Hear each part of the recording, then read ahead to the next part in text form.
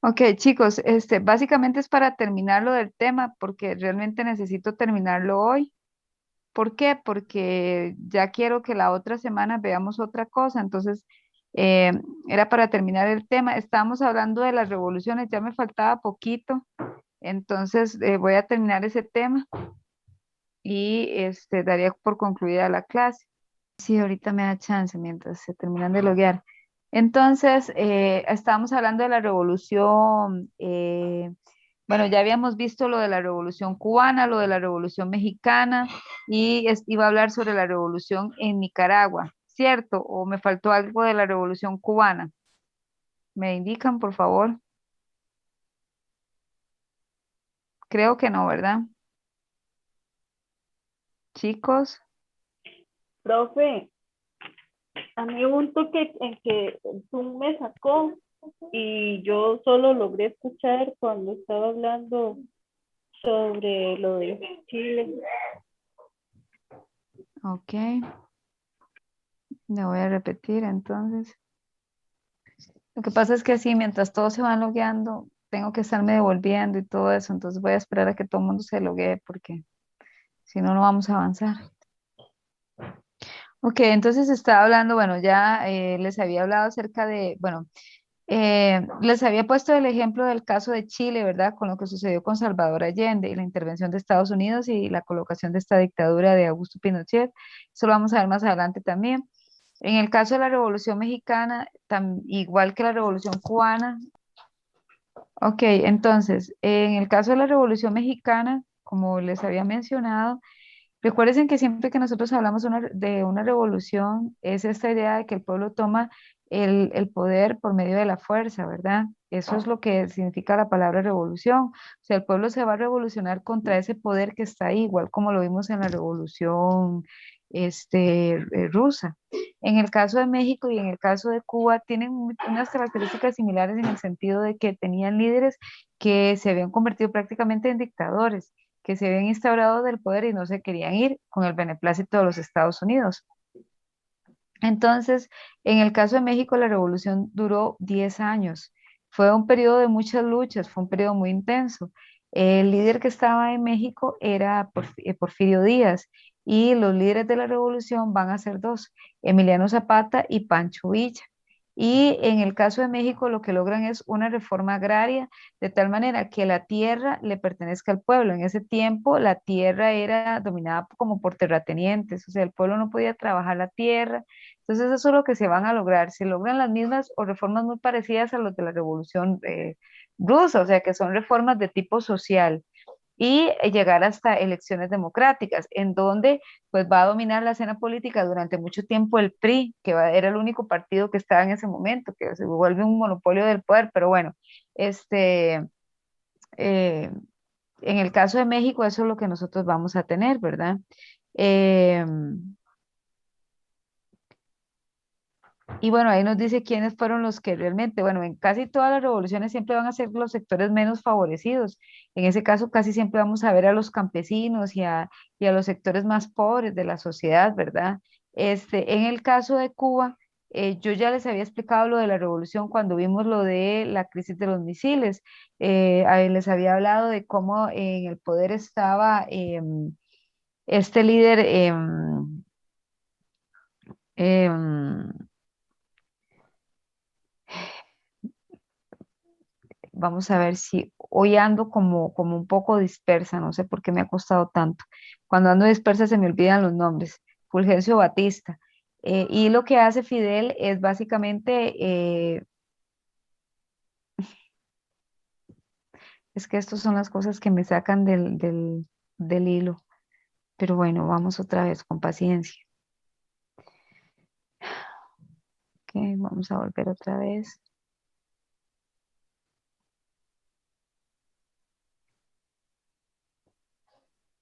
Ok, les decía que ya nosotros habíamos estudiado esta revolución, también ya la habíamos estudiado, y lo que les decía, lo que hace Fidel es organizar desde México la segunda inserción en la isla, pero esta vez lo planea diferente, esta vez sí le resulta, ¿verdad? Cuenta con el apoyo del Che Guevara. El Che Guevara, pues, es el líder también de todo este movimiento que se va a dar en la Argentina y en parte de América del Sur, ¿verdad? El Che va a influenciar mucho este movimiento. El Che tiene un libro que se llama Guerra de Guerrillas, que es todo un manual que usan los guerrilleros para llevar a cabo la revolución. Hay una, hay una película que creo que se llama El diario de una motocicleta, que es basado en la vida del Che. Y pues estos dos líderes unidos a su hermano Raúl son los que logran, ustedes lo tienen ahí, y a Camilo Cienfuegos también, y de esa manera llegan a la isla, desembarcan y de ahí empiezan a unir a todo el movimiento campesino y es de esa manera que logran sacar a Fulgencio del poder, pero también a los Estados Unidos. Lo que Estados Unidos nunca le va a perdonar a Fidel, muchas veces lo va a intentar asesinar. Hay muchas evidencias de que la CIA intentó asesinar a Fidel y es por eso que Fidel se refugia en la URSS, en su homónimo, ¿verdad? Y era lo que habíamos visto, ¿verdad? Con toda esta situación. Entonces, tenemos esas dos revoluciones importantes. En el caso em, en el caso de Nicaragua, que era la que quería mencionar, en el caso de Nicaragua, nosotros vamos a tener una de las dictaduras más largas de toda América Latina, que es la dictadura de los Somoza, de los hermanos Somoza, bueno, Somoza padre y Somoza de Baile hijo, ¿verdad?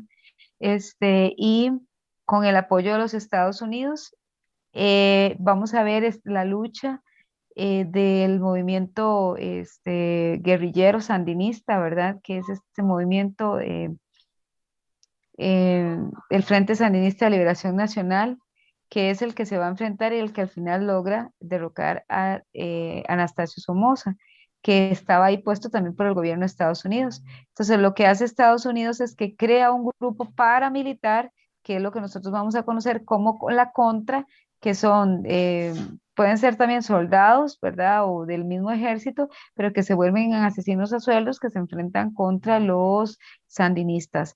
Y empieza toda esta guerra civil en Nicaragua que va a afectar de cierta manera a nuestro país, ¿verdad? Por toda la situación de migrancia, ¿verdad? Y toda la situación de inestabilidad en las fronteras y de grupos armados que o sea, se metían en territorio costarricense, el atentado de la Penca y todas estas cosas que sucedieron con la revolución sandinista hasta que pues se logran elecciones libres ya a partir de 1980, si no me equivoco, cuando llega Violeta Barrios de Chamorro por primera vez elegida por el pueblo nicaragüense. Y ya sabemos cómo se escribió la historia, que años después Daniel Ortega, el líder del Frente Sandinista, es el que se convierte en el presidente y en el que se ha perpetuado en el poder convirtiendo a Nicaragua de cierta manera o convirtiendo su estancia en Nicaragua en un gobierno de corte autoritario, ¿verdad? Aunque escudado en una democracia.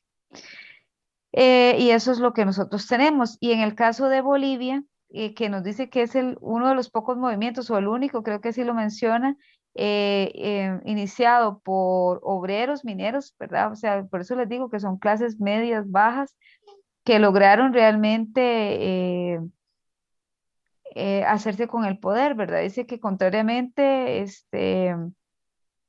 bueno, ustedes lo tienen ahí nos hablan del movimiento nacionalista revolucionario, nos habla de Víctor Paz, dice el triunfo revolucionario durante los años posteriores a la irrupción en abril, dice que se instauró en el gobierno, el MRN, y también nos dice, em, dice, entre el 52 y el 56, desde el nuevo Estado revolucionario se realizan profundas transformaciones como estas reformas agrarias. Recuerden que eso es lo que va a traer, ¿verdad? La reforma agraria significa que hay una modificación. Puede ser que hubieran grandes latifundios, que son grandes extensiones de tierra en muy poquitas manos. Entonces lo que se hace es que la repartición de la riqueza sea más justa para que todos puedan obtener ganancia o riqueza, poner a trabajar la tierra y repartirla más justamente el sufragio universal y la nacionalización de las principales industrias. Todo eso es planteado por el socialismo, la nacionalización, la revolución, las reformas agrarias. Y bueno, eso es básicamente lo que tengo que hablar ahí. Aquí nos habla, dice que impacto de las dictaduras en América Latina, lo voy a leer textualmente. Dice, La violación de esto es importantísimo. Siempre hacen como una o dos preguntas sobre esto. Dice, la violación de los derechos humanos no es un fenómeno reciente en América Latina, pero los niveles alcanzados a partir de la década de los 70 en manos de las dictaduras militares no tienen equivalentes en su historia si se exceptúa el proceso de conquista y colonización durante los siglos XV y XVI. Si bien la pobreza, el desempleo, el analfabetismo, la destrucción, los bajos niveles de salud, la mortalidad infantil y el hambre han estado presentes durante el siglo XX, estos problemas sociales alcanzaron niveles sin precedentes bajo los gobiernos dictatoriales de las últimas décadas. Las dictaduras militares y los grupos del poder económico que las impulsaron y las sostuvieron llevaron adelante la transformación de las economías latinoamericanas, apelando a la represión y a la violencia sobre la población. Esta represión consistió fundamentalmente en la detención. Yo anotaría esta parte con color. Esta represión consistió fundamentalmente en la detención, la desaparición y el asesinato de los opositores a los gobiernos, incluso de muchos que no lo eran. Por otra parte, se eliminó todo derecho a la defensa en juicio y a la tortura. Se transformó y la tortura se transformó en el método corriente para la obtención de información sobre la actividad de los opositores. Por medio del terrorismo, estatal se buscó generalizar el miedo entre la población.